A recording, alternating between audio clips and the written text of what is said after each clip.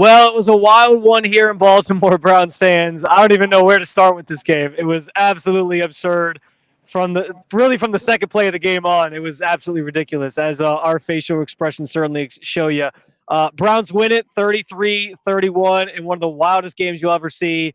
If you're a Browns fan looking back over the last, I don't know, let's say 2 decades, this probably is up there in terms of one of the bigger wins, but also just one of the most emotional roller coaster wins that the Browns have ever given you and put you through for a viewing experience. So it was a lot of fun. There was a lot of bad moments. There was a lot of good moments, including the euphoric one where Dustin Hopkins obviously hits the game-winning field goal that silenced the crowd here in Baltimore. And listen, we talked before the game, Anthony, how big the stakes were for this game.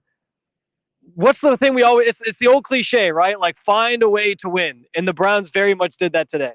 This is one of those where it's like you don't care what the stats look like. You don't care. The only thing that matters is you have more points than they do at the end, and that's the way it shook out. I mean, talk about like we're recording this. It'll be a recording, but we're I don't know 2 hours after the game finished up, and my hands are still sweaty. My heart's still shaking. Like that was so much fun to watch, and it was such your typical Browns game where hey they start bad. They come back and it's a heartbreaking loss, and then you sit there all week long and you look at if we don't turn the ball over on the second play of the game, we win the thing. But today, and this team is a little bit different, where they came out and again found themselves with an opportunity to win the football game, and they did what they needed to do at the end to pull it out. It was so awesome to watch and awesome to. I'm sure it was great to be there, but the roller coaster was pretty crazy. In this one. Yeah, and I think we start maybe with that second play of the game. Browns obviously started with the ball. Deshaun Watson intercepted, returned for a touchdown by Humphrey. Or no, not Humphrey. Excuse me. It was Kyle Hamilton. Kyle Hamilton. I mixed the two up in my head. I'm sorry. Yeah, Hamilton made a great play. That's a guy who's obviously been coming out of college, was kind of this versatile. Is he a linebacker? Is he a safety type of player? And they've kind of used him in a lot of unique ways. And on that play, I'm going to be interested to look back on that one with you, Anthony, when we do our film study, because it was a play where the Ravens showed blitz on the opposite side. And I don't think Deshaun accounted for Kyle Hamilton blitzing. And so that kind of left just a free rusher. And Deshaun kind of said it in his post-game press conference, like, that was just a great player making a great play. Like, there was really almost nothing he could do except, throw the ball a little higher. But he just kind of tipped his cap to him on that one. And I think from that moment, like, I'm sure a lot of Browns fans watching at home had to just feel like, okay, same as always, like, big play here, game's already over, we might as well just throw in the towel, go golf, go do some yard work, whatever. And again, like, they somehow, and then they gave up another score. They were down 14-0. Like, from the outset, this one felt like it was just going to be all Ravens, and they weathered the storm somehow. It was remarkable. And it doesn't make sense how they were able to do it. You know, we're going to watch that play to start the game. And Kyle Hamilton, coming out of college, like you said, was this tweener guy, but was one that I remember I watched a lot of Notre Dame football in my day. That's where he went to college. I remember the Ravens picking him and being like, oh, no, that's a problem because he's a stud player. And you'll see it. He stands at 6'4". He had to jump to tip it up in the air. So think of a 6'4" guy with his arms outstretched jumping. That's, 8 feet tall. And he tips it up in the air, makes a sweet play, and you're like, oh my gosh. And then you look at the clock and you're like, holy cow, it's 20 seconds into the game. There's 59 minutes and 40 seconds left. We got to right the ship. And then they go 3 and out. And then they go on this big touchdown drive, and you're like, oh boy. Yeah. I was with some friends watching it, and just like you said, 2 of them left. One of them, was like, turn this off, put on. They wanted to watch Elf. They wanted to start watching Christmas movies. And I'm like, geez, Pete, this is crazy.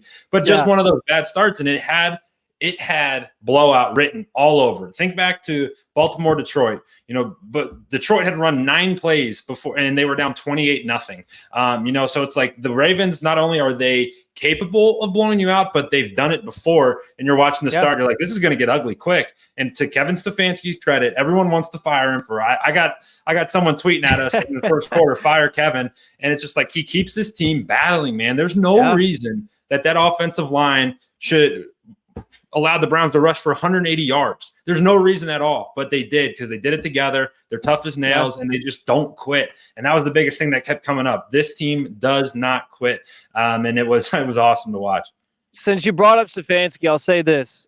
I've always kind of said, and I said this at the end of last season, like I understood some of the concerns or questions and reasons why people were ready to maybe move on. And, you took 2 steps back after a playoff year and all that. Fine. That's always going to happen. That's always the discourse that comes up, especially at the end of the season when you have a losing season from fans, of course. But the thing I said was when the Browns were basically kind of out of the playoff picture last year was, how does the team play the rest of the season knowing that that's true? And if Kevin was going to kind of maintain the locker room and keep them focused, I was like, okay, then I think you bring him back for another year. And I think you're seeing the same thing this year. I mean, this team has had every reason to give up in a game like today. They've had every reason to give up on the season. Week 1, you lose Jack Conklin. Week 2, you lose Nick Chubb.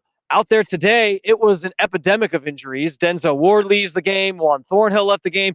You had the Island of Misfit Toys playing in the secondary. That's a little rude. I'm sorry. I shouldn't be that mean to Mike Ford Jr. He actually played a really good game after Ward went out. But you had a bunch of guys that aren't really household names back there in the secondary today, and they just kept finding ways to make plays, kept finding ways to keep them in the game. And I think you're right. Like, that's a testament to Stefanski, the attitude that he brings this team, and the fact that they must believe in him enough to keep fighting in an instance like this where the game's probably out of hand, and they keep fighting. They keep scratching and clawing. I want to go, because here's the thing. We're going to talk more about like the mistakes that this Browns team made today. I actually wrote out like all the key moments, which I'll read off in a later video. All the key moments where like the Browns would make a good play and then just completely shoot themselves in the foot, or momentum maybe felt like it was swinging back their way, and then they do something stupid that swung it back in the Ravens' favor. So we'll get to that. But there were so many of those moments throughout, and then and that's what's remarkable about this game is like every time they tried to lose it, they found another way to win it. And I think that's what feels different about this team than previous Browns teams. Is like old Browns teams would not have won that game at all. And somehow they found a way to get it done. It was awesome. I think, Megs, the 75-yard, the 17-play 75-yard drive, it was the Browns' first possession of the second half, second possession between the two teams in the second half. I thought there was something about that drive that sort of changed my outlook on the game. Because I was texting my friends like, man, this game's really a downer for people watching at home. Like, this game's over. Of course, like the game I get to come on the road for, it's a blowout. It's not going the Browns' way. It's just going to be terrible. I'm going to be driving home. Like, why did I waste my time? Not really. But that drive, I felt like, okay, something clicked. Like, they were calm. They were cool. They were collected. They were mixing the run and the pass. They worked their way down the field. And it felt like that was a moment where they said, okay, we can move the football in this defense, and it almost unlocked something for them. Then we saw sort of just spiral into the way the offense played the rest of the second half. Well, and I would add too, without getting too detailed with it, that was their first drive of the second half. So they come out, and I believe OBJ hits the 40-yarder, and the crowd's going crazy, right? So Baltimore takes a 15-point lead after we kind of mess up the end of the half. Deshaun looks lost, right? It seems like he's just chucking the ball down the field, missing guys, and they come out, they hit OBJ, to take that 15-point lead. And I'm sure you felt it because we could feel it. Like, crowd was into it. Ravens were going to roll. Here's another chance where it's going to tell me that moment didn't feel like an insult to injury, right? Like the Browns are getting beat all day. It's a bad game, and then on top of it, Odell Beckham Jr. scores against his old team. Of course, it's like seeing your ex-girlfriend at the dance, right? And you're like, oh my god, like, I didn't need that. So he hits that one, and then they rip off that drive, and it was a 10-minute drive, and you're like, that was bully football, and B, we controlled it, and nothing about that was fluky. The problem was it took 10 minutes, and you're like, we need a big play. You need a big play somewhere because you're still down 7, and you're like, hey, where can we find this big play? Because Amari wasn't getting too much separation deep. Elijah was really good today, but just you didn't have that threat of the home run. But then they come out and Lamar throws the pick 6, and you're like, okay, you're now all the way in it, right? You're all the way back. You're all the way in it. And you're right, though. And the pick 6 came a little bit later. I know that there was some stuff in there, but it was like, hey, that drive was one that was like, all right. That came with like 8-16 and 8-16 in the fourth quarters when the pick 6 came. Yeah. So it happened shortly thereafter, but you're like, all right, we can hang. Just like you said, it felt like that was a proving point to this team. Like, you can hang in this game. You're supposed to be in this game. we're going to need something special to win it, but we're in it. And that's what it felt like on our side. It took the air totally out of the stadium. Browns now had the momentum. They just needed a couple stops, and the defense came through for them at the end. Yeah, the pick six was obviously huge. And, of course, in classic Browns fashion, they couldn't make it easy. So Justin Hopkins mixes the PAT, but he got the shot at redemption at the end there. Couple nuggets like I wanted to bring up here. First of all, Lamar first half was, I don't know that he was like exceptional in the first half. They were doing a lot. They were running a lot with Mitchell, who was phenomenal. That dude's an absolute monster. And the Browns really had no answer for him. They were getting him into space, and he was just outrunning them to the end zone. And Lamar was kind of mixing in the passes where he could. But in that second half, it seemed like he was rattled. Like the defense was getting to him. The running lanes that are usually open for him were closing very quickly. And I think that's a testament to some of what Myles Garrett said on Friday, where, hey, we're not going to give up on the play. We're going to constantly just kind of squeeze on Lamar and try to get him down. And I think they did a good job of that. They sacked him 3 times today, which is pretty impressive for a guy who's that shifty. And then, I think the other thing I wanted to bring up, of course, was Jerome Ford. I know sort of an unsung hero of this game, but the offense was kind of going as he was going. And I think today was a testament, Anthony, to even without Nick Chubb, that run game has still been the bread and butter of this offense. And when they've needed it most and they've been able to kind of rely on it, they have. And it leads you to essentially to win a game like you did today. They didn't lose their identity and all the madness that was going on, all the bad penalties. They kept their cool and they stuck to their game plan, and it paid off once Deshaun kind of started getting going along with it. That was fantastic to watch. I think he averaged like 6 yards a carry today when the final buzzer sounded. Just a phenomenal day by Jerome Ford. And of course the play where basically the entire offense was pushing him forward. Kevin Stefanski said it was his favorite play of the entire game. It was. I'll start. I have a thought on Jerome Ford first, and that play especially. You're gonna watch it when you get a moment. You'll see it on Twitter and or X, and it's beautiful, man. It's football at its finest, because not only was it like, hey, he burst through the line, and at that point, the situation was Baltimore had 2 timeouts. If we got 1 first down, it was basically like, hey, we can run this thing down to 3 seconds and kick the field goal to win it. And that was the 1st and 10. He runs it, gets 6 yards, and you're like, perfect. I remember looking away. And then hearing my buddies like start cheering, I'm like, look back up and like, holy cow, they're pushing. And then James Hudson, it's my favorite thing. He comes out of the pile and he gives this big old fist bump into the at the crowd, because they just pushed them, 10 extra yards. Jerome Ford, 17 carries, 107 yards, didn't score, but 6.7 yards or 6.3 yards a pop. Unreal. And his criticism to this point has been he hits a big one at some point in the game, and then struggles to get anything else, like a lot of 1 yard gains or 0 yard gains or losing yards. Today was different, running downhill. And you'll notice too, when we watch the tape tomorrow, like everything was within the guard to guard, right? Kevin did a really good job of, hey, that's where our strength's at. We're not going to mess with running outside with the tackles. We're going right behind Joel Bitonio, Ethan Posick, and Wyatt Teller, and that's where we're going. And they did a great job. And Jerome Ford was spectacular and exactly what you needed. This was his, I was going to say real quick, this was his best game as a pro. Also, I have a weird, I don't know, we could call it, I guess, infatuation, or that's maybe a good word for it, where I want just one time to come up with a clever name for something that goes viral. So are you with me, Anthony? Can we call that play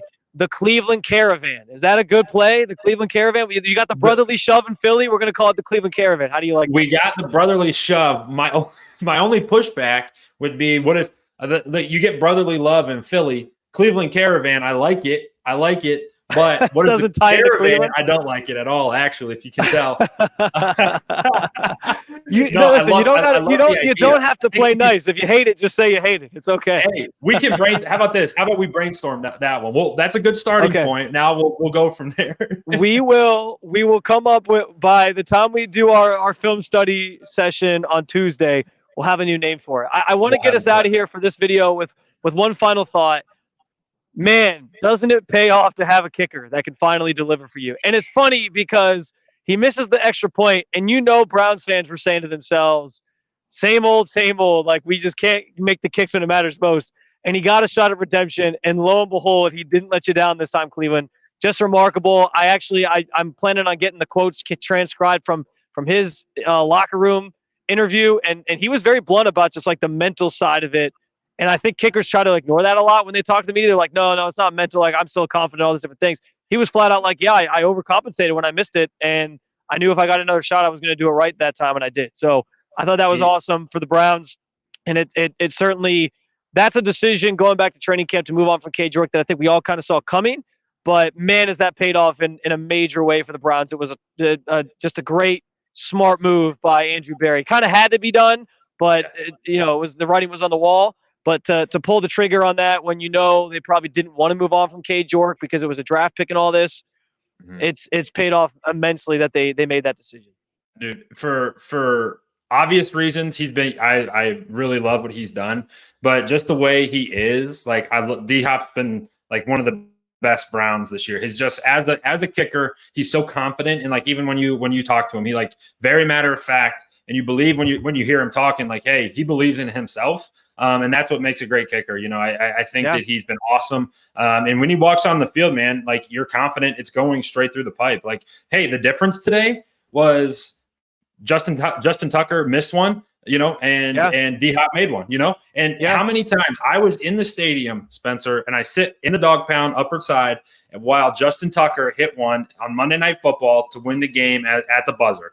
Exactly that. And for the first time in a while, we had the opportunity where our kicker came out in enemy territory and just buried one to win it. That was so cool. Yeah. That was so awesome. It was awesome. It was awesome for Browns fans. We barely even talked about Deshaun Watson. First half, he was 6 of 20. Second half, perfect. 14 of 14. Tale of two halves, truly, as the old cliche goes for him.